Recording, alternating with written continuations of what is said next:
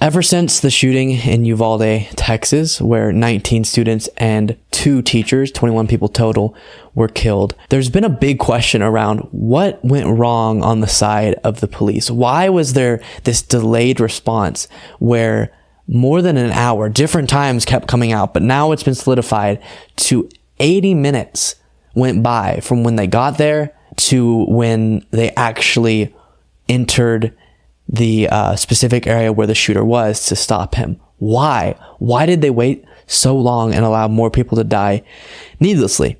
And to put insult, on injury, insult, the saying, to make it even worse, the Uvalde Police Department tried to cover it up. They tried to resist proper information coming out about this and tried to prevent the public from getting that answer of why they were delayed so much and so incompetent in their response. But the footage has now been released, a particular security cam footage showing 80 minutes of the police just standing there doing absolutely nothing. So we're going to get to that footage in just a second here. But first, reading a little bit about it. A new wave of anger swept through Uvalde on Tuesday over surveillance footage of police officers in body armor milling in the hallway of Robb Elementary School while a gunman carried out a massacre inside a 4th grade classroom when 19 children and 2 teachers were killed.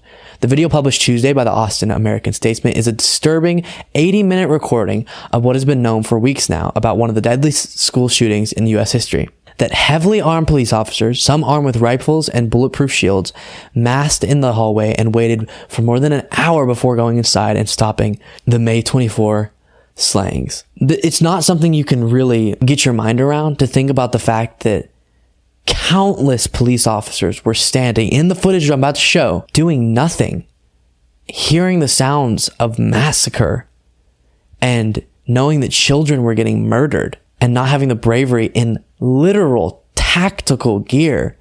Even though, again, I know it's scary, of course, but that's the job you signed up for. So here's the footage. 80 minutes of this, but obviously we'll just watch some of it.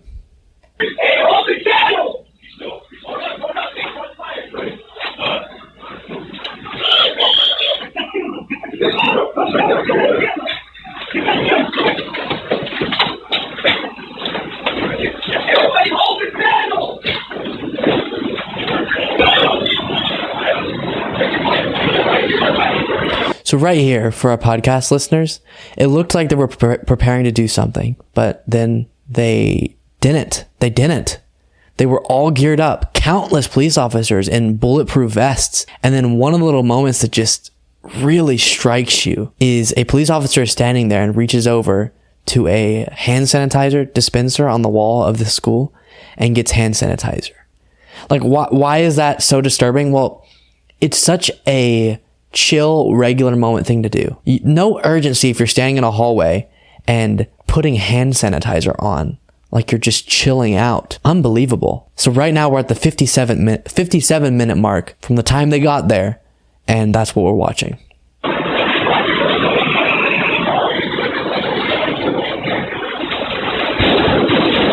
So in the background, you can hear the sounds of shots being fired by this lunatic who is killing children. And all of these officers with very high-powered weapons and military-grade, body armor are just standing there.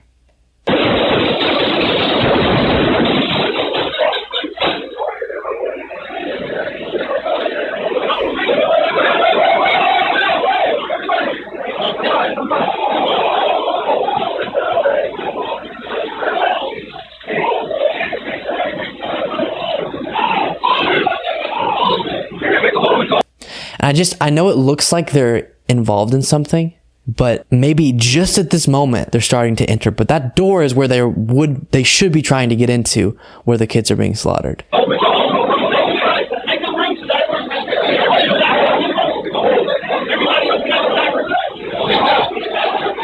80 minutes went by before they actually entered and got the guy. Enough time for them to stand there, have conversations. A guy gets hand sanitizer. No urgency. I don't know. There's no story to tell about okay. My instinct in covering something like this is to be able to give you some answer, like, here's the statement they made about why they took so long. And while it doesn't justify it, it does make sense. There's nothing. There's no story. There's no ending. There's no conclusion to why they did what they did. Why a group of police officers, heavily armed, did not go and try to save the children. Literally. And they haven't offered up any even bad explanation. They've offered up no explanation for why they took so long, other than they were afraid for their life possibly, which again, heart goes out to every single police officer out there who goes into scary situations. But yes, that's the job you signed up for, and kids are being killed, and you are there with an entire team of people with very high powered weapons with body armor who are supposed to intervene in situations just like this. And of course, it brings you to the thought process of one of the reasons they were probably so terrified is the individual had a weapon of war. And even though they all had very high powered weapons themselves, they were afraid that he could do damage to this massive group of police officers. So maybe if deranged 21-year-old men weren't able to get their hands on weapons of war, police would be able to respond better. But of course, they should respond better regardless. That's not an answer for it, but it's one of the things we should also address. How about the police respond better, and also the individual carrying out these terrible acts shouldn't be able to get their hands on such dangerous weapons. So all around, quite disturbing, because you are hearing the sounds of kids being killed as police officers are just standing there. And this is why they have the authority they have. This is why they are given the access to weapons that are deadly, so that they can deal with situations like this. So often we see them wrongfully use that authority. And so whenever a time comes when you absolutely should use all of the military gear that you should have the high power weapon, they don't use it. In this situation, they didn't use it. And it's so upsetting, and you wish that they could give you some sort of answer for what the heck was going on, but they can't, because there is no answer. And more people are dead because of it. Heartbreaking, guys.